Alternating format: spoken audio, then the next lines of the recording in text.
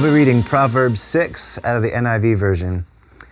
My son, if you have put up security for your neighbor, if you have stuck hands in a pledge for another, if you have been trapped by what you said and snared by the words of your mouth, then do this, my son, to free yourself. Since you have fallen into your neighbor's hands, go and humble yourself. Press your plea with your neighbor. Allow no sleep to your eyes, no slumber to your eyelids. Free yourself like a gazelle from the hand of the hunter, like a bird from the snare of the fowler. Go to the ant, you sluggard. Consider its ways and be wise. It has no commander, no overseer or ruler, yet it stores its provisions in the summer and gathers its food at harvest. How long will you lie there, you sluggard? Will you get up from your sleep? A little sleep, a little slumber, a little folding of the hands to rest, and poverty will come on you like a bandit, and scarcity like an armed man. A scoundrel and villain who goes about with a corrupt mouth, who winks with his eye, signals with his feet, and motions with his finger, who plots evil with deceit in his heart. He always stirs up dissension. Therefore disaster will overtake him in an instant. He will suddenly be destroyed without remedy. There are 6 things the Lord hates, 7 that are detestable to him: haughty eyes, a lying tongue, hands that shed innocent blood, a heart that devises wicked schemes, feet that are quick to rush into evil, a false witness who pours out lies, and a man who stirs up dissension among brothers. My son, keep your father's commands, and do not forsake your mother's teaching. Bind them upon your heart forever, fasten them around your neck. When you walk, they will guide you. When you sleep, they will watch over you. When you awake, they will speak to you.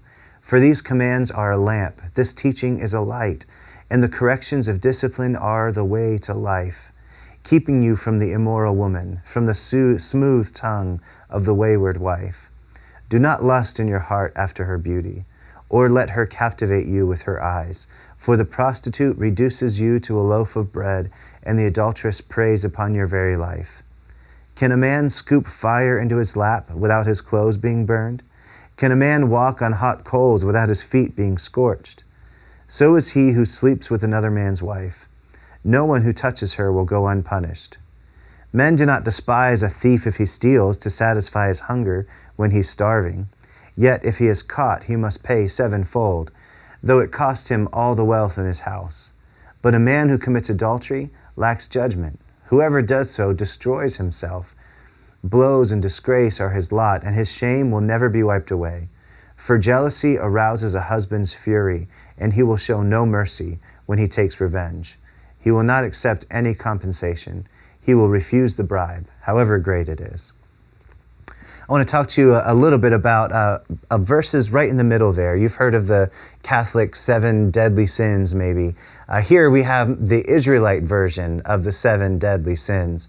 And we'll go and I'll read them one more time, starting in verse 18. There are 6 things the Lord hates, 7 that are detestable to him. 1, haughty eyes, a lying tongue, hands that shed innocent blood, a heart that devises wicked schemes, feet that are quick to rush into evil, a false witness who pours out lies, and a man who stirs up dissension among brothers. 7 things that are listed here that say these are terrible things. And I just have a little thought about that. The first 5, as I pay attention, all have to do with the body. It starts with eyes and tongue and hands and heart and feet. And then the second 2 have to do with the community that we're in, telling lies and starting dissension. So it caused me to think, I wonder why it is that God hates these 7 things that are named in this proverb, talking about the body.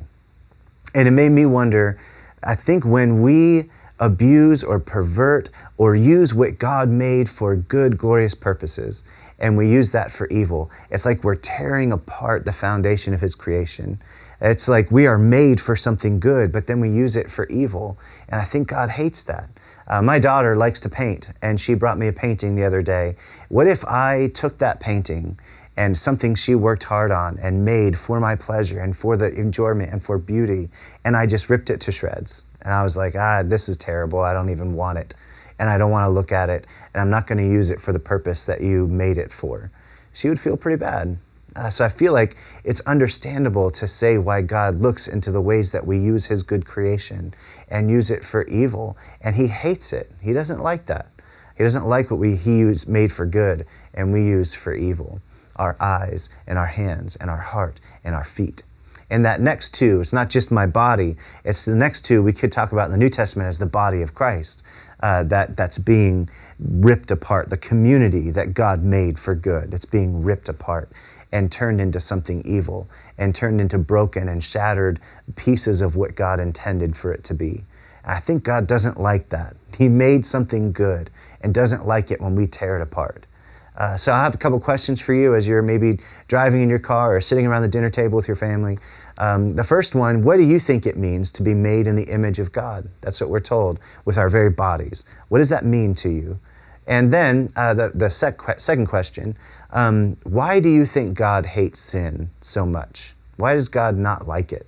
Especially in light of what it means to be made in God's image. I hope you have a blessed day.